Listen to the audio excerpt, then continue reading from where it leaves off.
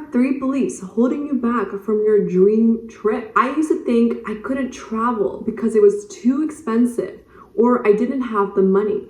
But what if I told you that the real reason you're not traveling isn't your bank account, it's your mindset? Stay with me here. Let me share what I learned that shifted for me and how it opened the door to my New York trip. It was summer of 2023 and I was hanging out with 2 friends, just enjoying the day. We ended up talking about traveling. Somehow New York City came into the conversation and we started sharing how fun it would be to go on a girls' trip together. I told them I was interested, but I couldn't travel right now, and maybe we could talk about traveling next year. Honestly, I didn't have the money to go at that time because I was invested in other activities, but I didn't tell them that. That's the thing I love about my friends, is with them I never have to explain. They're always respectful and understanding. They know I will share when I am ready.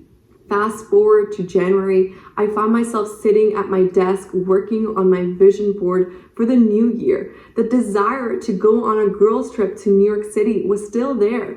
I carefully selected a few pictures of New York City, images that sparked excitement and inspiration in me, like the Statue of Liberty and Dumbo Street. As months went by, I found myself looking at the vision board every day, feeling motivated and hopeful about my goals. But then life got busy and slowly I stopped paying much attention to it. Then a few months went by, I just forgot about the vision board. As summer approached, I was sitting at my desk again, planning trips and activities for the summer.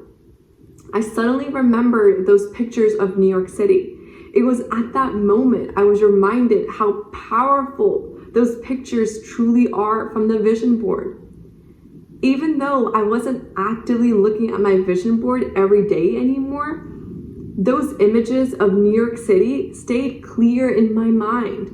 It reminded me that vision boards aren't just pictures, they're like a map for my dreams, always there to help me remember what I really want.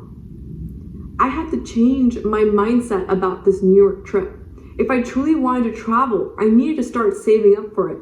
Thanks to the vision board and planning, every time I got money for a holiday, birthday, or anything extra, I saved it for traveling. Once I had enough money saved, I asked my friends if they were interested in traveling to New York City with me. They both agreed. Then I had to tackle the next thing, my parents. I had to tell my parents about this trip. As a single Pakistani woman who lives with traditional parents, I grew up believing I couldn't travel on my own, mainly because I wasn't married. I have to tell you, this has held me back from traveling for like the longest time. At least that's what I thought. But what if this is the best time to travel because I am single and have no commitments? This could be the time to explore, get to know myself even more, and build better bonds with friends. Although for my family, it may not be allowed for me to travel alone, I could go with friends. For me, when I decided to go on a trip for the first time alone without family, it felt okay because I trusted my friends. I felt comfortable traveling with them. When I came to my parents, they did ask me, how long do you know these friends? Do you trust them? And etc. And I answered them honestly. You now may be thinking, your parents are so open-minded. Actually, no, they're not. At least they weren't. They're traditional in so many ways. So how did I go on a trip with my friends? When I told my parents I decided I'm going to New York City with my friends, they said that's fine.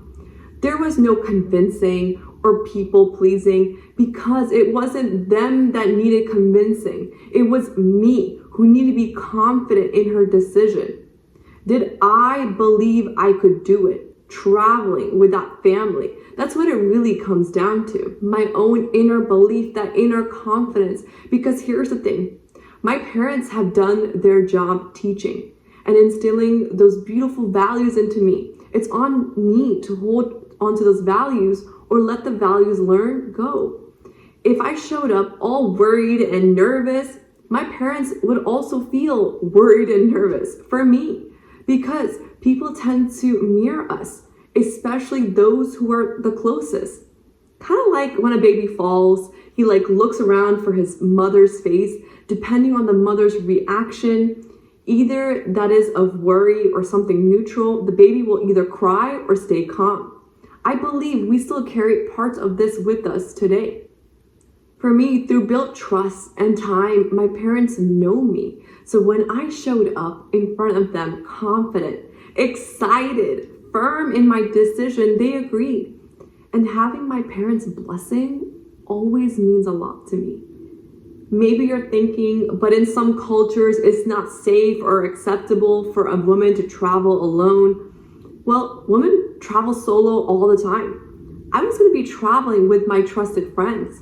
Plus, we put in several safety measures from sharing our emergency contacts to iPhone location sharing with each other and our families and much more. There's another thing about me. Although I grew up in America, I still carry a lot of my cultural values, even so that before this trip, I told my friends that although New York City I know is about nightlife, I had to be back at the hotel before sunset.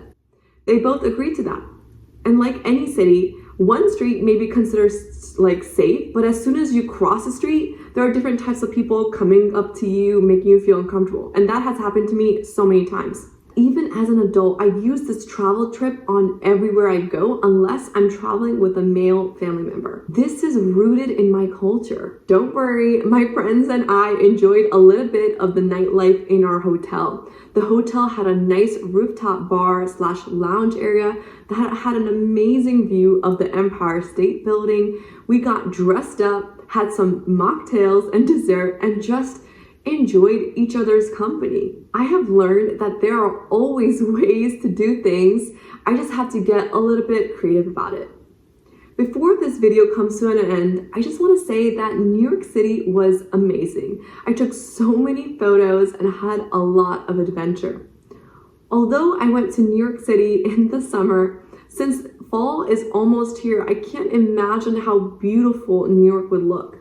With the leaves changing color and the city wrapped in beautiful golden light, every view would become breathtaking. Just imagine the stunning photos that could be taken. Maybe this video sparks some joy and excitement for your upcoming travel trip.